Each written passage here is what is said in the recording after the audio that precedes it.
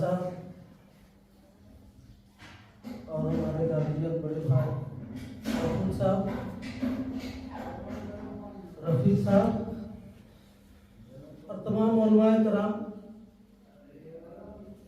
और हमारे कौम के रहनुमाई करते हुए सदर और सेक्रेटरी, गांव के दानिश्वरान और हमारे अजीज नौजवान साथियों,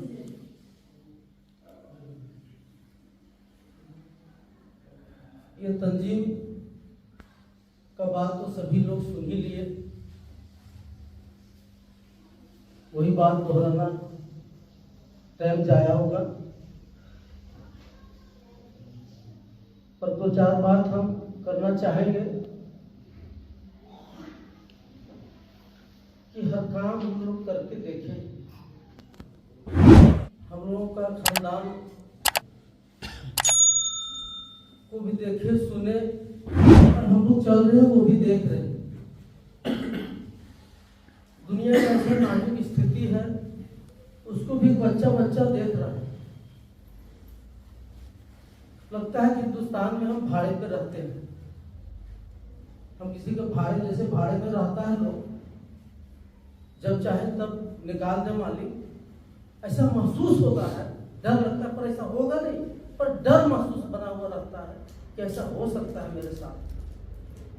अभी यूपी में 2-3 दिन पहले सुना कि जबीहा का मामला बंद कर दिया कि हलाल गोश्त यहाँ पर नहीं चलेगा, वो बंद कर दिया।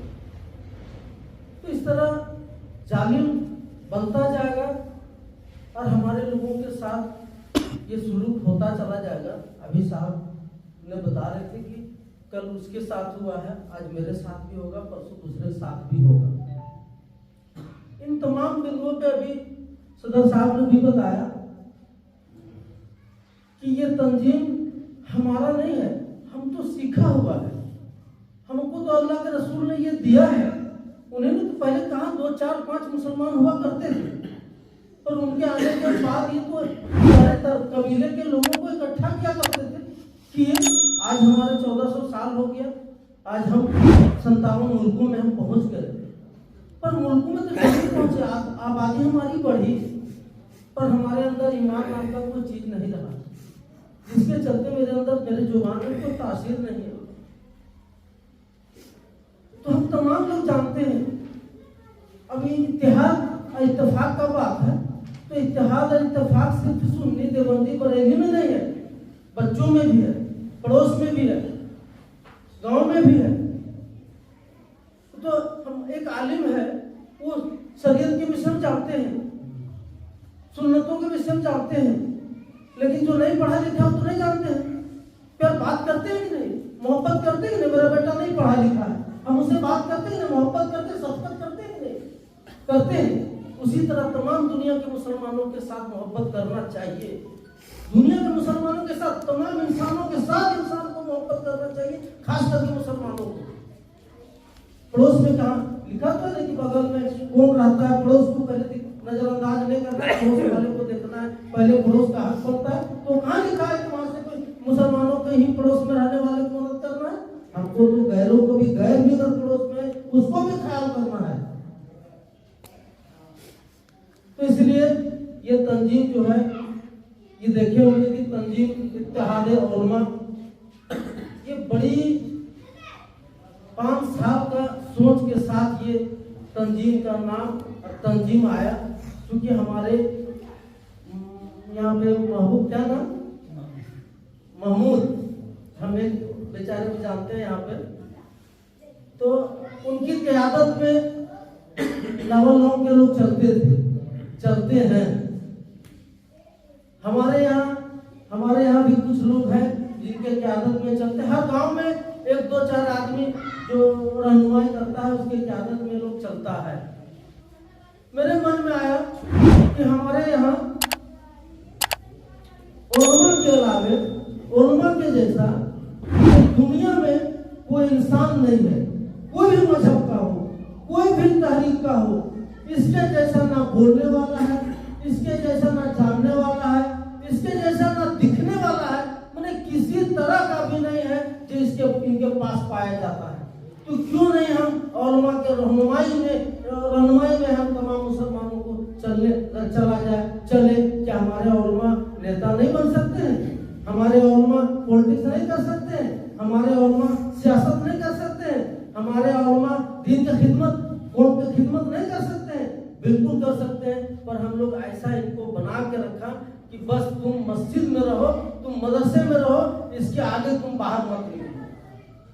बस तुम देखो कि मेरा बच्चा को पढ़ा दो, बढ़िया से करोड़ों रुपया का मस्जिद हम बना लेंगे और एक मौलवी को रखेंगे, चाहे जैसा भी हो, हमको 5 वक्त का नमाज पढ़ा देगा और बस 2-4 बच्चे जाएंगे, बाकी सारे बच्चे हमारे स्कूल में जाते हैं।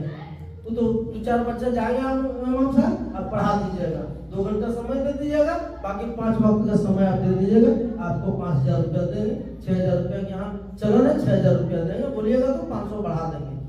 ये बोल के हम लोग रखते हैं। तो नीयत जैसी होगी वैसी हमारी कामयाबी होगी।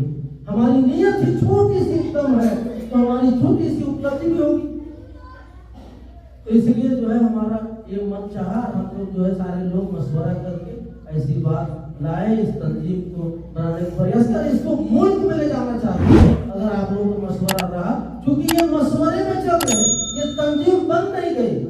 क्योंकि अभी हम कहते हैं दुनिया में जितना भी तंजीम बनी है वो सेंट्रल लेवल से बनती है, लेकिन हम लोगों ने घर से शुरू किया कि हम घर से चलते हैं, कहां तक जा पाते हैं, उसके बाद सेंट्रल लेवल का लोगों को हम लोग ढूंढेंगे और इसी व्यक्ति को ढूंढेंगे जिनको अभी लेट से चल रहा है, जो ढो के चल रहे हैं, जो मेहनत करके चल रहे हैं, तो पता भी चलेगा कि उनके अंदर काबिलियत कैसा है, किन किन काबिलियत के लोगों को हम उस जगह पे पहुंचा सकते हैं। तो अभी दिखने को भी मिल रहा है, आगे बढ़ते जा रहे हैं। आगे हम लोग सेंट्रल कमेटी बनाएंगे और बनाएंगे, कौन बनाएगा?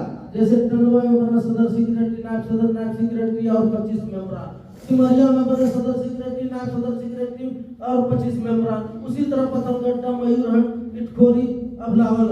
तो जो यहाँ स्कूल के चलते जाएंगे, इसी में कौन सा दिखेंगे? क्योंकि काम तो सबको करना है। अब लोग बोलते हैं कि एक जो है भाजपा में नहीं है, भाजपा आरएसएस है, मेन आरएसएस भाजपा का, आरएसएस के ही एक छोटा सा टुकड़ा है भाजपा है, अभी दिखा देता है बड़ा सा उसको, लेकिन मेन मालिक है आरएसएस। उसी तरह क्या हमारा जो तंजीम अगर चले तो क्या नौजवानों में अलग नहीं जा सकता है, औरतों में अलग नहीं जा सकता है, बड़ों में अलग नहीं जा सकता है, सदर सेक्रेटरी का अलग नहीं हो सकता है। यही में कितना तंजीम अलग अलग हम लोग कर सकते हैं और अलग अलग काम ले सकते हैं। अभी हम लोग शुरुआत की है कि गांव में अंजुमन कमेटी बनता है, तो अंजुमन कमेटी क्या बनता है कि अगर फलाना शख्स एक आदमी सदर सेक्रेटरी बन गया, सदर बन गया, सेक्रेटरी नायब सदर, तो उसी में घूम फिर करके पूरा न जमानत खींचा चला देंगे, लेकिन नौजवानों को सदर सेक्रेटरी बना लेंगे, नहीं छोड़ेंगे। क्योंकि नायब आपको क्यों बनाया जाता है? हर हाल में नाम बनाया जाता है कि हमको सिखाना है उसको, आगे फिर वही काम आएगा। जैसा हम अभी नौजवानों को बनाएंगे वैसे ही गांव को तरक्की देंगे।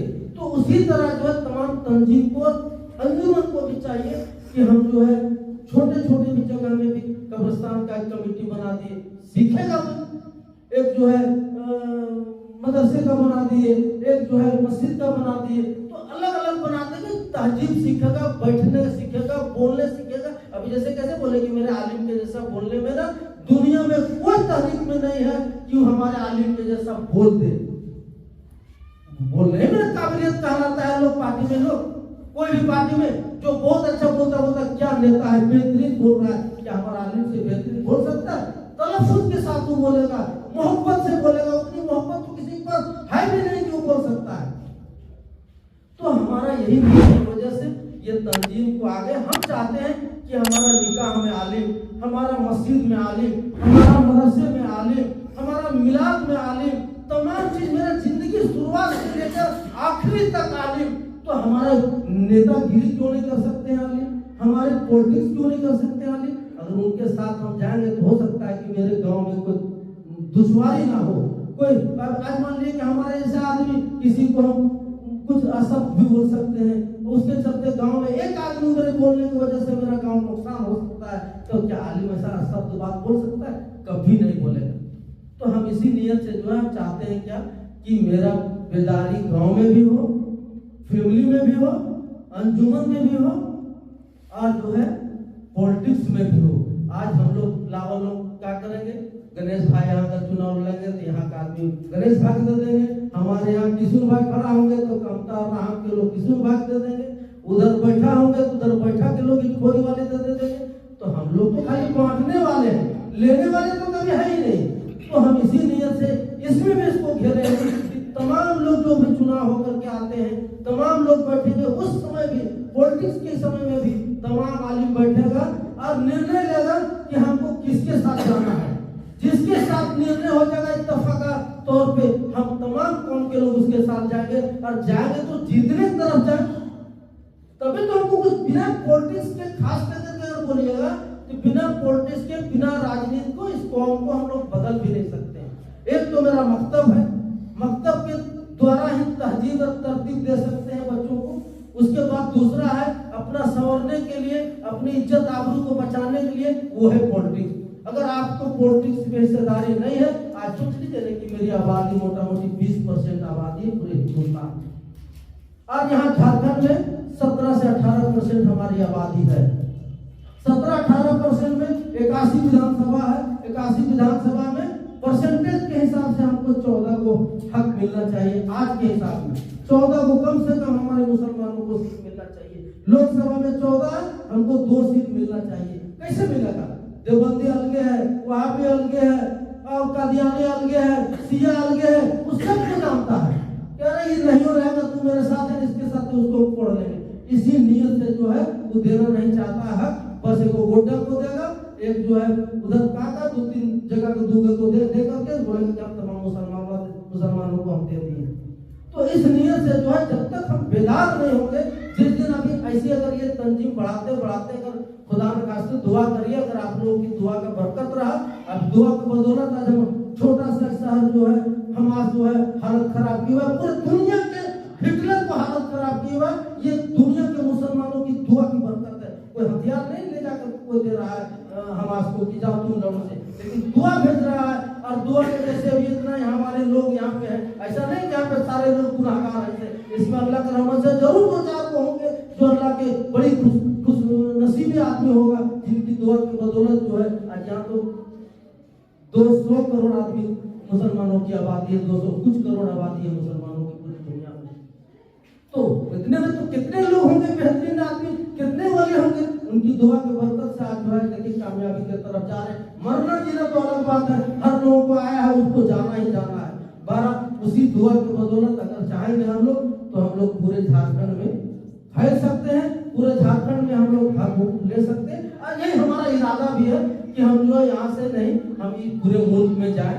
आज नहीं तो कल, आज कोई दुनिया में पार्टी बनाया तो आज का नहीं है, आज 100 साल पहले बनाया है। आज मोमिन कॉन्फ्रेंस को देखते हैं तो मोमिन कॉन्फ्रेंस आज का नहीं है, वो आरएसएस से पहले का भी है, लेकिन कहीं कभी खुलता है, कभी कहीं दबता है। इसी तरह उठ बैठ के चल रहा है। पर क्या है, खास करके हमारा तंजीम नहीं चलने का रीजन क्या है कि हमारा माली हालात अच्छा नहीं है।